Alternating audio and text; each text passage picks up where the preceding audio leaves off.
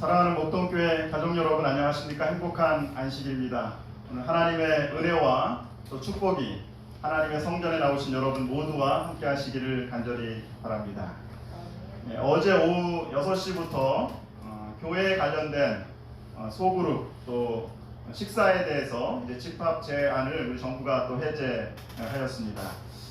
저희 교회도 이제 8월 달부터는 교회 직원에서 의논해서 이제 안실학교와 또 안실학교 교과반도 저희가 이제 정상화해야 하지 않을까라는 그런 생각들을 또 하고 있습니다. 아무쪼록 그럼에도 불구하고 여전히 코로나19가 또 기승을 부리고 있으니 우리가 방역 수칙을 또 잘 준수하면서 또 우리의 사업이 더욱더 활성화될 수 있도록 여러분들 기도해 주시기를 간절히 바랍니다. 여러분은 지난 한 주를 어떻게 보내셨습니까? 웃을 일이 많으셨습니까? 우울한 일이 더 많으셨습니까? 감사와 찬양의 시간이 많았습니까? 아니면 염려와 근심의 시간을 더 많이 보내셨습니까? 어제 우리 전도사님의 설교와 그리고 오늘 교과 공부에서도 우리가 함께 살펴보았지만 사실 지금 선과 악의 대쟁투가 이 세상에서 벌어지고 있습니다. 근데 사실 선과 악의 대쟁투가 가장 치열하게 벌어지는 곳은 사실 어디예요? 우리의 마음입니다. 우리의 마음 가운데서는 선과 악의 대쟁투가 벌어지고 있습니다. 그래서 오늘 그 교과책에도 이런 말씀을 하고 있죠. 선과 악의 대쟁투에서 다른 사람들을 위한 중보 기도가 필요하다. 우리가 그리스도를 알지 못하는 누군가를 위해 기도하면 그러한 기도는 그들의 삶에 하나님의 은총을 흘러보내기 위한 통로를 뚫는다. 선과 악의 대쟁투에 하나님께서 영혼들의 마음에 십자가를 심고 영혼들의 마음에 복음을 심기 위해서 하나님과 함께 기도할 기도의 용사를 부르고 계십니다. 그러므로 우리가 가족들을 위해서도 기도하지만 특별히 우리 세겹줄 기도 모임을 통해서 연약한 우리 성도들 또 병중에 있는 우리 성도들을 위해서 함께 기도하는 그러한 우리 목동교회 교우들이 되시기를 간절히 바랍니다. 2020년 저희 교회 비전을 한번 같이 읽어보도록 하겠습니다. 같이 읽습니다. 시작. 하나님은 사랑이시다. 하나님이 우리를 사랑하시는 사랑을 우리가 알고 믿었노니 하나님은 사랑이시다. 사랑 안에 거하는 자는 하나님 안에 거하고 하나님도 그의 안에 거하시느니라. 오늘 저는 여러분과 함께 하나님의 씨라고 하는 제목으로 요한일서에 있는 말씀을 계속해서 함께 묵상하도록 하겠습니다. 오늘 여러분과 함께 살펴볼 본문의 말씀은 요한일서 3장 9절에 있는 말씀입니다. 우리 성경 있으신 분들은 성경을 함께 펼쳐서 또 하나님의 말씀을 같이 보도록 하겠습니다. 여러분들이 교과 공부를 이렇게 저희가 좀 교과 방송으로 시청할 때도 그냥 교과 방송을 이렇게 시청하는 것보다는 잘못하면 이렇게 한 귀로 듣고 한 귀로 이렇게 흘러내릴 수 있으니까 제일 좋은 것은 여러분들이 노트에 필기를 하면서 또 말씀을 좀 묵상하면서 하는 것들이 참 중요한 것 같습니다. 요한일서 3장 9절에 있는 말씀 오늘 같이 보도록 하겠습니다. 같이 읽습니다. 시작. 하나님께로부터 난 자마다 죄를 짓지 아니하나니 이는 하나님의 씨가 그의 속에 거하며 그도 범죄하지 못하는 것은 하나님께로부터 났습니다. 오늘 말씀을 묵상하면서 우리는 두 가지 질문에 대하여 답할 수 있습니다. 첫 번째, 하나님의 씨는 무엇일까요? 두 번째, 하나님의 씨가 거하는 삶이라고 하는 것은 어떤 삶일까요? 한 여자분이 밤에 꿈을 꾸게 되었습니다. 시장을 가게 되었는데 시장이고 저곳을 여행하다가 새로 연 가게 앞에 서게 되었습니다. 궁금해서 그 여자분이 이제 그 가게에 들어가게 되죠. 그래서 주인에게 이 가게는 무엇을 파는 가게입니까? 라고 물어보게 되었습니다. 그러자 주인이 이렇게 얘기합니다. 이 가게는 말이죠, 당신의 마음속에서 원하는 것은 무엇이든지 살 수 있는 그러한 가게입니다. 마음속으로 원하는 모든 것을 살 수 있는 가게라고요? 이 말에 이 여자분이 깜짝 놀랐습니다. 한참을 생각을 하다가 이왕이면 살 수 있는 최고의 것을 사야 되겠다라고 그렇게 생각을 하게 되었습니다. 마음에 원하는 모든 것을 사야 되겠다라고 생각을 하면서 이 여자분이 이제 무엇을 살까 한참을 고민하게 되었습니다. 원하는 모든 것들을 살 수 있다고 한다고 하면 여러분은 무엇을 사시겠습니까? 한참을 생각하다 여자가 이렇게 말했습니다. 저는요, 제 마음에 행복, 그리고 사랑, 그리고 두려움을 없애주는 평안을 사고 싶습니다. 그러자 주인이 미소를 지으며 이렇게 얘기하는 겁니다. 미안하지만 가게를 잘못 들어오셨습니다. 아니 무슨 말입니까? 아까는 마음에 원하는 것을 다 살 수 있다고 하셨는데 왜 가게를 잘못 들어왔다고 하십니까? 맞습니다. 그런데 저희 가게는 열매를 팔지 않습니다. 저희 가게는 그 열매를 키울 수 있는 씨앗을 파는 가게입니다. 우리는 세상을 살아가면서 참된 행복, 그리고 사랑, 그리고 치유, 마음의 평안이라고 하는 그 열매를 얻기 원합니다. 근데 중요한 것은 이러한 탐스러운 열매는 저절로 얻어지는 것이 아니라는 것이죠. 바로 우리의 마음밭에 마음의 씨앗을 심는 일부터 시작해야 한다는 것입니다. 우리의 삶을 행복하게 하고 또 풍성하게 하고 나를 변화시키고 그리고 세상을 유익하게 하는 하나님의 씨, 하나님께서 우리 마음에 주신 그 씨앗은 무엇일까요? 하나님께로부터 난 자마다 죄를 짓지 아니하나니 이는 하나님의 씨가 그의 속에 거함이요 그도 범죄하지 못하는 것은 하나님께로부터 났습니다. 여러분, 오늘 본문의 말씀 속에서 요한이 강조하고 싶은 것은 무엇일까요? 여러분, 오늘 이 말씀을 읽으시면서 들으시면서 여러분들의 눈에는 어떤 단어가 눈에 탁 제일 먼저 들어옵니까? 많은 사람들이 이 구절을 읽으면서 죄를 짓지 않는다는 말씀에 먼저 눈이 들어옵니다. 하나님께로부터 난 자는 죄를 짓지 않는다는 말입니다. 그러면서 우리가 이런 생각들을 또 하게 되죠. 과연 죄를 짓지 않는 그러한 삶이 가능할까?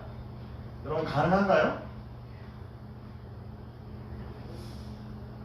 그러면 죄를 짓지 않는 비결은 무엇일까? 그런데 우리가 성경을 볼 때에 우리가 보는 방식대로 보는 것이 아니라 유대인 문학의 방식대로 또 하나님께서 원하시는 방식대로 성경을 볼 필요가 있습니다. 요한 1서 3장 9절에 있는 말씀은 히브리 문학의 대표적인 형태인 교차 대구법으로 그렇게 되어 있습니다. 보통 영어로는 저희가 카이아즘 구조라고 그렇게 이야기하고 있습니다.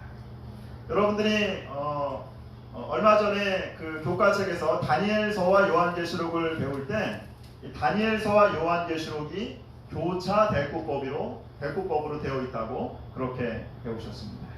그래서 성경 다니엘 2장은 7장이랑 연결되고 3장은 6장이랑 4장은 5장이랑 이렇게 연결되는 것입니다. 그래서 다니엘서가 12장까지 있는데 이 다니엘서의 12장에서 이렇게 교차 대구법의 가장 가운데 있는 것이 다니엘서의 핵심 주제라고 저희가 이렇게 배웠습니다. 오늘 이렇게 본다 그러면 이 다니엘서에 있는 말씀 중에서 핵심 장은 몇 장이에요? 다니엘 7장입니다. 다니엘 7장의 작은 뿔과 그리고 이제 하늘 심판에 대해서 그렇게 얘기하고 있습니다. 그런데 오늘 요한일서 3장 9절에서도 이 교차 대구법을 사용하고 있습니다.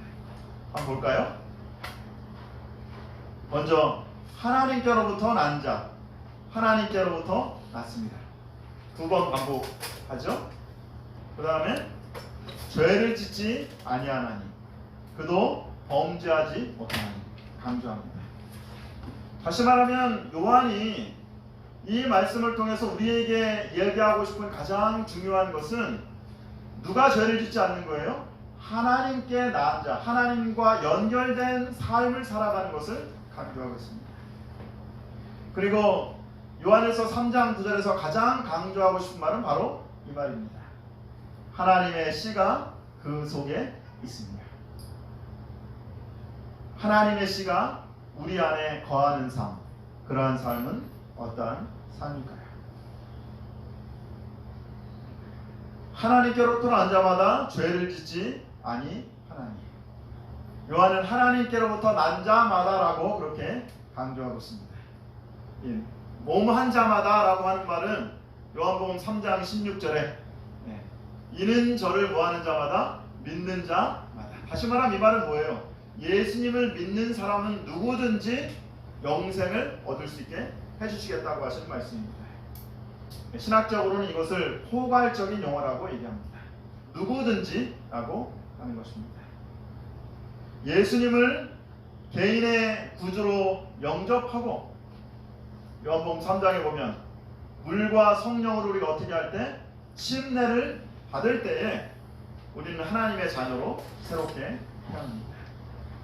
근데 하나님의 자녀는 어떤 사람입니까? 하나님의 자녀는 죄를 짓지 않는 사람입니다.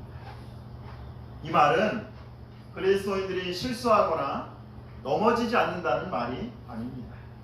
때때로 우리가 넘어지고 실수할 수도 있습니다. 그런데 하나님의 자녀는 의도적으로 그리고 지속적으로 죄를 짓는 사람이 아니라고 하는 그러한 말씀입니다. 여러분 오늘 어떤 마음으로 하나님 앞에 오셨습니까? 하나님, 이번 한 주간 하나님의 능력을 힘입고 승리하는 삶을 살게 해주셔서 감사합니다. 이런 마음으로 오셨습니까? 아니면 하나님, 이번 한 주간도 죄를 짓고 불평하고 원망하다가 왔습니다. 지난주보다는 이번 주가, 이번 주보다는 다음 주가 더욱 예수님을 닮아가고 성장하는 신앙을 살고 있는 것입니다. 아니면 수십 년 그리고 오랫동안 신앙생활은 했지만 한 걸음도 나가지 못하고 되돌이하는 그러한 되돌이 인생입니다. 그런데 오늘 하나님께서 우리에게 주신 이 말씀은 하나님의 약속입니다. 하나님께로부터 태어난 자들은 하나님께서 어떻게 만들어 주시겠다고 말씀하세요? 죄를 짓지 않도록 해주시겠다고 하나님께서 약속하는 것입니다. 내 상황, 내 감정, 내 느낌이 아니라 하나님의 약속을 붙들고 그리고 하나님의 약속을 우리 안에 성취하는 것을 믿고 살아가는 것, 이것이 바로 하나님의 씨가 우리 안에 있는 삶입니다. 진정한 회개, 진정한 거듭남은 내 상처, 내 문제, 내 아픔에 집중하는 것이 아니라 예수님의 희생과 사랑에 집중하는 삶입니다. 페이스북에 매일 그 정오가 되면은 이게 정오의 기도를 올리는 한 청년이 있어요. 그 청년이 매일 이렇게 정오의 기도를 올리는데 그 청년이 목요일 날 짧지만은 이러한 글을 페이스북에 올려놨는데 참 깊은 감동을 주었습니다. 하나님, 자꾸 제 죄가 보여서 죄송하고 속상합니다. 그런데 저를 계속해서 보는 것은 회개에도 도움이 안 되네요. 다시 당신만 바라보겠습니다. 나의 구주 되시는 예수님의 이름으로 기도합니다. 아멘. 이게 우리의 기도가 되어야 되지 않을까요? 우리의 연약함, 우리의 죄, 우리의 부족함을 바라보는 것이 아니라 우리를 완전하게 해주시고 우리를 승리하게 해주시는, 그리고 하나님의 약속을 믿을 때에 우리 안에서 참된 변화가 일어나는 것입니다. 기억하기 바랍니다.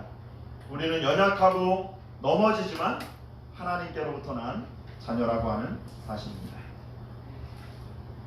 그러면 하나님께로부터 나고 죄를 짓지 않도록 하는 하나님의 씨는 무엇일까요?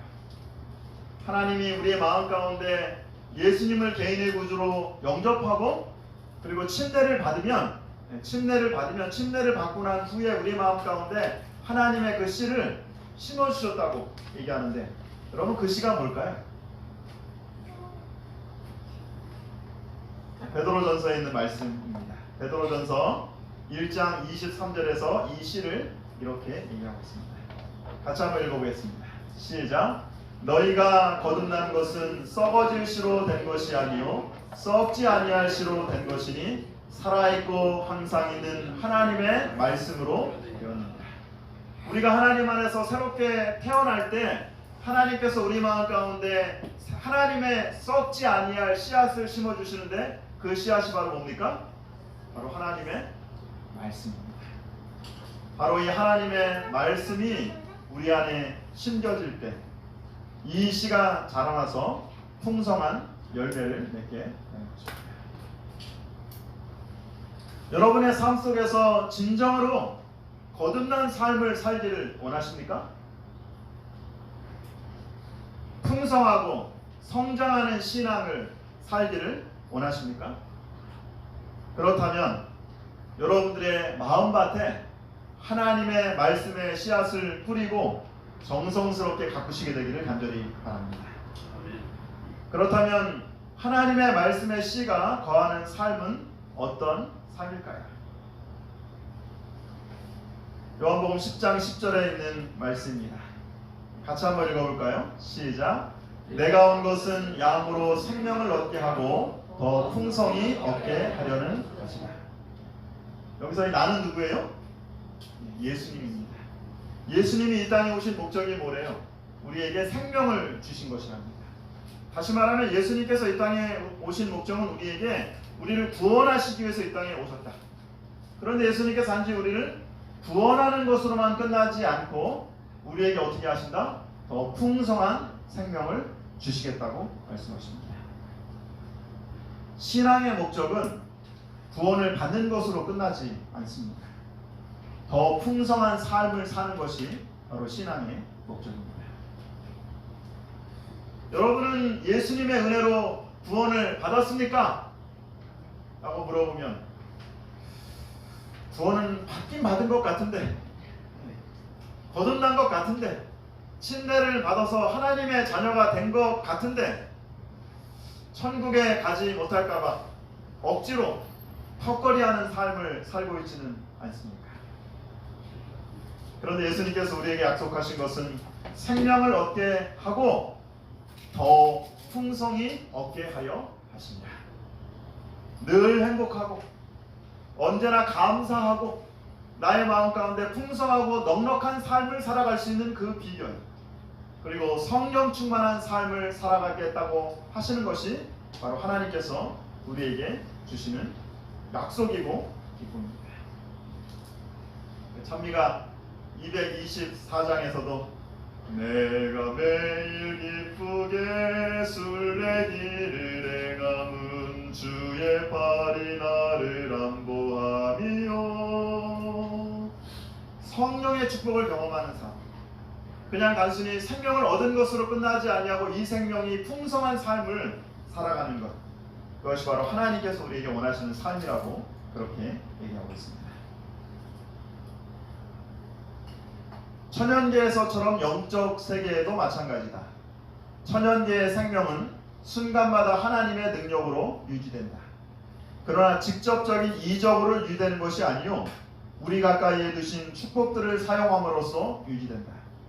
그와 같이 영적 생명도 하나님의 섭리로 공급된 이 방법을 사용함으로써 유지된다. 만일 그리스도를 따르는 사람들이 온전한 사람을 이루어 그리스도의 장성한 분량이 충만한 데까지 장성하기를 원한다면, 여러분, 밭에 우리가 씨앗을 뿌리고 그 씨가 자라나고 열매를 맺힙니다. 누가 이 씨앗을 자라나게 하고 열매를 맺히게 해주시는 것입니까? 하나님께서 해주시는 거예요. 근데 하나님께서 씨가 자라나고 열매를 맺히게 하실 때 초자연적인 방법을 사용하지 않고 자연적인 방법을 사용하십니다. 어떻게 씨앗이 자라서 꽃이 피고 열매가 맺힙니까? 거기다가 물을 주고 햇빛을 비추고 그리고 거름을 주면 그 씨앗이 자라나는 것입니다. 하나님께서 곡식이 자라나고 열매를 맺을 때 매번 이적을 행하시는 것이 아니라 하나님께서 갖고 있는 축복들을 사용하신다는 것입니다. 우리의 영적 생애도 마찬가지입니다. 하나님의 풍성한 생명을 경험하고 성장하기 위해서는 하나님께서 우리 가까이에 두신 축복들을 사용하라고 말씀하십니다. 생명이 풍성한 삶, 그리스도의 장성한 분량까지 충만한 삶, 이것이 어떻게 가능할까요? 어떻게 우리의 삶이 예수님을 닮아가고 우리의 마음 가운데 절망하고 좌절하는 것이 아니라 끊임없이 기쁨의 삶을 살아갈 수 있는 그 비결이 무엇일까요? 어떻게 할 수 있을까요? 다음에 이렇게 얘기하고 있습니다. 같이 한번 읽어보겠습니다. 시작. 그는 생명의 떡을 먹고 구원의 물을 마셔야 한다.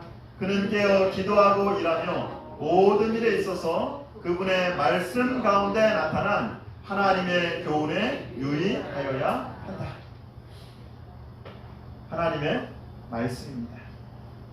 그리스도인들이 영적으로 성장하고 하나님을 닮은 품성으로 자라나고 그리고 우리의 마음 가운데 기쁨이 충만한 삶을 살아갈 수 있는 유일한 비결은 날마다 하나님의 말씀을 먹고 기도하는 그러한 삶이라고 얘기합니다. 이게 우리가 제자훈련에서 배우는 것이죠. 매일 아침 하나님의 말씀을 읽고 묵상하고 삶에 적용하는 거예요. 아침에 나로 하여금 주의 인자한 말씀을 듣게 하소서. 내가 주를 의뢰함이니이다. 나의 다닐 길을 알게 하소서. 내가 내 영혼을 주께 드림이니이다. 기도로서 날마다 하늘과 연결되는 삶을 살아가는 것입니다. 항상 기뻐하라. 쉬지 말고 기도하라. 범사에 감사하라. 그리고 또 하나는 믿음의 고백을 통해서 우리가 예수님이 살아계심을 믿는 그 고백을 통해서 영적 생명을 유지하게 되는 것입니다. 로마서 10장 10절에 사람이 마음으로 믿어 의에 이르고 입으로 시인하여 구원에 이릅니다. 우리의 상황이나 우리의 현재의 모습이 아니라 하나님 앞에서 하나님이 주신 약속을 고백하는 그러한 신앙을 통하여 우리의 삶이 성장해 간다고 하는 것입니다. 풍성하고 성령 충만한 삶, 하나님의 말씀에 씨앗이 거하는 삶은 어떤 삶일까? 말씀에 의지하여 사는 삶입니다. 요한일서 5장 14절에 있는 말씀입니다. 같이 한번 읽어볼까요? 시작.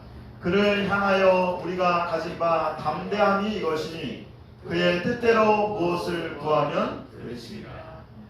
우리가 하나님 앞에 나갈 때에 담대함을 가지고 나가는데 어떻게 우리가 하나님 앞에 담대함을 가지고 나가요? 여러분은 여러분들이 드리는 그 기도를 하나님이 들어주실 것이라고 하는 확신을 가지고 하나님께 기도합니까? 어떻게 할 수 있어요? 하나님께서 우리가 드리는 그 기도를 어떻게 응답하십니까? 그의 뜻대로 구하는 기도는 하나님께서 뭐 하신다는 거예요? 응답하신다는 것입니다. 다시 말하면 우리의 필요를 구하는 것이 아니라 하나님의 말씀을 통하여 하나님의 뜻이 무엇인지를 발견하고 구할 때에 바로 하나님께서는 반드시 응답한다는 것입니다. 작년에 저희 딸 한나가 중학교 2학년 중간고사를 치게 되었습니다. 제가 이 아이가 열심히 공부하기 위해서 동기를 유발하기 위해서 평균 몇 점 이상 맞으면 아이폰 7을 제가 사주겠다고 약속을 했습니다. 몇 점인지는 제가 프라이버시가 있어서 얘기하지 않겠습니다. 그러니까 이 아이가 평소와는 다르게 열심히 이제 공부를 하는 거예요. 왜 공부해요? 아빠가 평균 몇 점 맞으면 뭐 사주기로 했으니까 아이폰 7을 사주기로 했으니까. 3일 동안 시험을 치르는데 매일 시험을 치르자마자 저한테 시험이 끝나자마자 전화가 옵니다. 아빠 오늘은 몇 점이에요? 아빠 오늘 몇 점 맞았어요? 그리고 시험 마지막 날 시험이 끝나자마자 저한테 전화를 해서 이렇게 소리칩니다. 아빠! 평균 몇 점? 아이폰 7. 저희 딸이 아이폰을 받을 것을 조금 더 의심하지 않은 이유가 뭐죠? 왜 의심하지 않습니까? 아빠가 평균 몇 점 이상 맞으면 그 전제 조건을 충족하면 아이폰 7을 사주겠다고 약속했어요? 약속했죠. 그리고 그 딸아이도 그 전제 조건을 충족한 것입니다. 근데 제가 이렇게 얘기할 수도 있지 않을까요? 한나야, 지금은 아빠가 돈이 없구나. 다음에 사줄게. 여러분, 하나님도 하나님의 약속을 이렇게 이행하지 않으실까요? 하나님은 그런 분이 아니십니다. 아니면 제가 이렇게 또 얘기할 수 있어요. 딸아, 아무리 생각해봐도 아이폰을 사주는 것은 너의 교육에 도움이 되지 않는 것 같다. 아이폰을 사준다는 약속을 내가 취소하겠다. 하나님도 필요에 따라서, 상황에 따라서 하나님의 마음을 돌리시는 분이신가요? 아닙니다. 절대 아닙니다. 하나님의 약속이 유효하고 그 약속의 조건이 충족되면 하나님께서는 분명히 그 약속을 지키시는 것입니다. 그러면 우리가 하나님께서 약속을 하시고 우리가 하나님께 기도하는 이유는 뭐예요? 그냥 하나님이 그냥 들어주시면 좋은데 하나님께서 약속을 해주시고 그 약속을 충족하면서 기도하게 하는 이유는 뭡니까? 아이폰 7을 사준다고 하는 것 때문에 뭐가 유발되는 거예요? 동기가 유발되는 것입니다. 하나님께서 우리에게 성령 충만한 풍성한 삶을 살기 위해서 약속을 해주십니다. 사도행전 5장 32절, 우리는 이 일의 증인이요 하나님이 자기에게 순종하는 사람들에게 주신 성령도 그러하니라. 이게 하나님께서 우리에게 성령을 허락하시겠다고 약속하셨어요. 그런데 여기 전제 조건이 뭐가 있습니까? 전제 조건이 뭐가 있어요? 자기에게 순종하는 사람들에게. 우리는 열매만을 바랍니다. 그런데 중요한 것은 하나님께서 우리에게 약속하신 그 전제 조건이 무엇인지를 살펴보는 것들이 중요한 것입니다. 여기서 이 순종은 기분 내킬 때 하는 것이 아니라 그냥 어쩌다가 한 번씩 하는 그런 것들이 아니라 나의 친구이며 또 예수님께 기꺼이 따라가겠다고 하는 그러한 마음입니다. 이것이 바로 하나님께서 우리에게 원하시는 마음입니다. 두 번째는 우리가 기도를 하고 그 기도에 대해서 믿는 그런 마음이 필요한 것입니다. 요한일서 5장 15절에 있는 말씀 함께 읽어보겠습니다. 시작. 우리가 무엇이든지 구하는 바를 들으시는 줄을 안즉 우리가 그에게 구한 그것을 얻은 줄을 또한 아니라. 하나님께서 우리에게 아이폰 7을 아빠가 아이폰 7을 딸에게 사준다고 했으면 그 말을 뭐 하는 거예요? 믿는 거예요. 그런데 시험을 치르는 동안 아이폰 7이 손에 들려지지 않더라도 아빠가 아이폰 7을 사준다고 하는 그 약속을 뭐 하는 거예요? 믿는 것입니다. 기도의 응답은 믿음으로 받는 것이지 느낌으로 받는 것이 아닙니다. 초기문집 72쪽에 있는 말씀입니다. 같이 한번 읽어보겠습니다. 시작. 느낌은 믿음이 아니다. 둘은 명확하게 구별되는 것이다. 믿음은 우리가 활용하는 것이나 유쾌한 느낌과 축복은 하나님께서 주신 것이다. 진정한 믿음은 약속된 축복이 실현되고 느끼기 전에 그것을 붙잡고 주장하는 것이다. 아멘입니까? 아멘입니다. 하나님께로부터 난 자마다 죄를 짓지 아니하느니라. 하나님, 죄 없이 사는 삶이 당신의 뜻이라고 약속하셨습니다. 나의 죄를 용서해 주시고 저의 마음 가운데 평안을 주십시오. 당장 느낌이 오지 않을 수 있습니다. 그러나 우리가 믿을 때에 하나님께서 함께 하시는 것입니다. 세 번째는 그 믿음에 감사하는 것들이 또 필요한 것입니다. 아무것도 염려하지 말고 다만 모든 일에 기도와 간구로 너희 구할 것을 감사함으로 하나님께 아뢰라. 단순히 그냥 구하지만 말고 아버지 저의 죄를 용서해 주세요 라고 그냥 구하지만 말고 어떻게 해야 돼요? 하나님께서 나의 모든 것들을 들어주셨음을 제가 뭐합니다? 감사합니다 라는 그러한 기도가 우리에게 필요하고 하나님께서 그러한 기도를 하게 해주시겠다고 그렇게 약속하십니다. 잠언 3장 5절 6절에 있는 말씀 여러분 너무나 잘 아는 말씀이죠? 한번 같이 암송해 볼까요? 시작. 너는 마음을 다하여 여호와를 신뢰하고 내 명철을 의지하지 말라. 너는 범사의 그를 인정하라. 그리하면 내 길을 지도하시리라. 여기도 하나님께서 우리의 발걸음을 인도하시겠다고 하시는 하나님의 약속이 있죠. 근데 전제 조건이 뭐예요? 하나님께서 어느 때에 우리의 발길을 인도하신다고 합니까? 우리의 마음을 다하고 여호와를 신뢰하고 내 명철을 뭐할 때? 의지할 때. 근데 여러분 어떠세요? 여러분은 항상 하나님을 신뢰하십니까? 여러분은 모든 일에 그분을 인정하실 수 있습니까? 인정하는 것 같기도 하고 안 하는 것 같기도 하고. 그런데 여러분들의 마음 가운데 어떤 마음은 있어요? 어떤 마음은 있어요? 여러분 정말 하나님의 뜻대로 하나님께서 원하시는 그런 삶대로 순종하고 싶은 그런 마음이 있습니까? 있으세요? 아멘 한번 해보세요. 아멘. 있으세요 진짜? 네. 그러면 내가 이런 마음이 있는지 없는지를 고민하지 말고 그런 마음을 주시도록 하나님께 뭐 할 필요가 있다? 기도할 필요가 있다.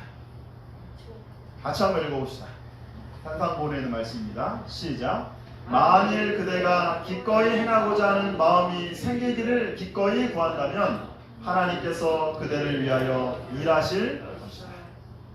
나의 모습이 아니라 하나님 내가 하나님께서 원하시는 삶을 살고자 하는 그러한 마음이 있습니다. 하나님 나에게 이런 마음을 주십시오. 하나님의 뜻을 이루고 성취하는 그러한 여러분들이 되시기를 간절히 바랍니다. 올해 사경의 그 교재 개인적 신앙 부흥의 단계에서 저자는 약속에 근거한 기도, 제가 아까 말씀드렸던 이런 약속에 근거한 기도를 했을 때에 그의 삶 속에서 일어난 변화들을 이렇게 여러 가지들을 이야기하고 있습니다. 우리가 나의 감정, 나의 느낌이 아니라 하나님께서 우리의 삶 속에서 이렇게 주신 말씀의 씨앗을 우리의 삶 속에 심고 그것을 자라나고 성장시키는 삶을 살아갈 때에 우리 안에서 풍성한 삶을 누릴 수 있는 것입니다. 어두운 감방에 방금 들어온 무기수가 있었습니다. 언제 다시 밖으로 나갈지 알지 못한 기약이 없는 무기수였어요. 어쩌면은 살아서는 도저히 이제 감옥 밖을 나가지 못하는 그러한 정말 절망적인 상태에 있었습니다. 그런데 이 무기수가 감옥에 들어오자마자 교도소장에게 이렇게 요청을 합니다. 제가 다른 거는 할 수가 없고 교도소 마당 한 구덩이에 작은 채소밭을 일구게 해주십시오. 그래서 이 무기수는 그 작은 채소밭에다가 해마다 이제 이렇게 씨앗을 뿌리기 시작했습니다. 첫 해에는 양파 씨하고 고추 씨앗을 뿌렸습니다. 그리고 이제 수확을 또 거뒀습니다. 다음에는 규모를 조금 늘려서 작은 묘목을 심고 또 장미꽃도 심었습니다. 이 무기수는 언제 감옥 밖을 나갈지 모르는 그런 상태였지만 해마다 봄이 되면은 씨앗을 심었습니다. 그리고 가꾸면서 보람과 기쁨을 느꼈습니다. 그리고 바깥에서 했던 것처럼 열심히 운동을 했습니다. 그러니까 이 사람이 무기수임에도 불구하고 열심히 운동하는 모습을 보고 동료 그 다른 그 죄수들이 따라서 운동을 하기 시작했습니다. 그래서 그 교도소 안에서 운동하는 모임이 생겼고 이 운동하는 모임 때문에 교도소의 열악한 환경을 개선하는 그런 캠페인이 벌어지기 시작했습니다. 교도소 내에서 그는 점점 유명한 인사가 되었습니다. 이 사람은 무려 그 교도소에서 27년을 그렇게 시간을 보냈습니다. 언제 감옥 밖을 감옥 밖을 나가시라는 희망을 알지 못했지만은 날마다 그리고 봄마다 그는 씨앗을 뿌리고 그리고 또 수확하고 거두는 그러한 일을 했습니다. 그가 감옥에 있은 지 14년이 되는 해에 딸이 아이를 하나 데리고 왔습니다. 아빠, 새로 태어난 우리 아이 이름을 좀 지어주세요. 딸의 요청에 이 아빠가 작은 쪽지를 하나 내밀었습니다. 그 쪽지에 적힌 아이의 이름을 보고 딸은 눈물을 흘리고 말았습니다. 할아버지는 소녀의 이름을 아프리카어로 아즈위라고 그렇게 지었습니다. 이 말은 희망이라고 하는 그런 말입니다. 14년 동안 감옥에 갇혀서 감옥 밖을 나갈 것이라고 하는 희망이 없었던 사람에게 희망을 이야기하고 있는 것입니다. 그러면서 이렇게 이야기를 합니다. 아즈위, 너는 희망이야. 감옥에 있는 동안 희망이 나를 떠난 적은 없지. 그리고 앞으로 희망이 나를 떠나지 않을 거야. 그렇게 그는 매년 씨앗을 뿌리고 희망을 버리지 않았습니다. 그리고 마침내 27년 만에 감옥에서 나올 수 있었습니다. 그리고 1993년에 노벨 평화상을 이 사람이 수상합니다. 이 사람은 바로 남아프리카 최초의 흑인 대통령이며 인권 운동가인 넬슨 만델라입니다.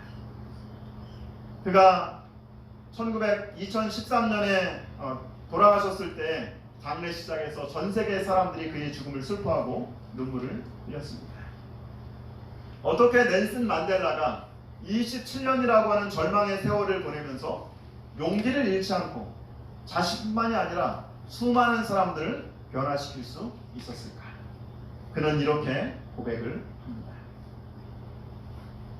어떤 현실에 있더라도 삶의 뜰에 희망의 씨앗을 뿌리고 마음밭을 가꾸세요. 씨앗에서 싹이 나면 그 희망이 당신을 지켜줄 것입니다. 넬슨 만델라는 매해 봄마다 작은 밭을 일구고 씨앗을 뿌리고 채소를 가꾸었지만 사실 그는 씨앗을 뿌린 것이 아니라 희망을 뿌리고 있었던 것입니다. 희망을 가꾸고 있었던 것입니다. 희망을 거두고 있었던 것입니다. 삶이 감옥처럼 느껴질지라도 포기하지 마십시오. 희망의 싹이 트지 않거나 잎이 시들고 있다면 더 부지런히 물을 주십시오. 사방이 벽으로 막힌 감옥에서도 희망의 꽃이 피어납니다.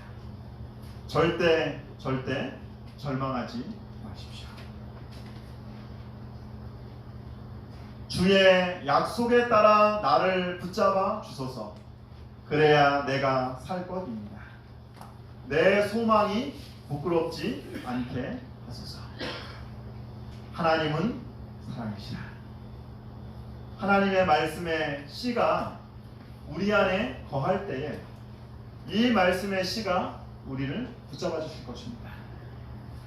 하나님의 말씀의 약속대로 살아갈 때에 우리는 소망을 품은 자가 될 것입니다. 하나님께로부터 난 자마다 죄를 짓지 아니하느니 이는 하나님의 씨가 그 속에 거함이니 그도 범죄하지 못하는 것은 하나님께로부터 났습니다. 하나님의 씨가 거하는 삶, 하나님의 말씀의 씨가 거하는 삶은 어떤 삶입니까? 하나님의 약속에 근거하여서 순종하는 삶을 살아가는 것입니다. 믿음으로 하나님의 약속의 성취를 믿고 확신하면서 살아가는 삶입니다. 하나님의 약속의 성취에 먼저 감사하면서 기도하는 그러한 삶입니다. 오늘 여러분들의 마음밭에 뿌려진 그 하나님의 말씀의 씨앗을 이제 이번 한 주간 간직하고 그리고 잘 가꾸기를 원하십니까? 이 씨앗이 우리 안에서 자라나서 풍성한 열매를 맺힐 수 있는 저와 여러분들이 되기를 간절히 바라면서 오늘 말씀을 마치도록 하겠습니다.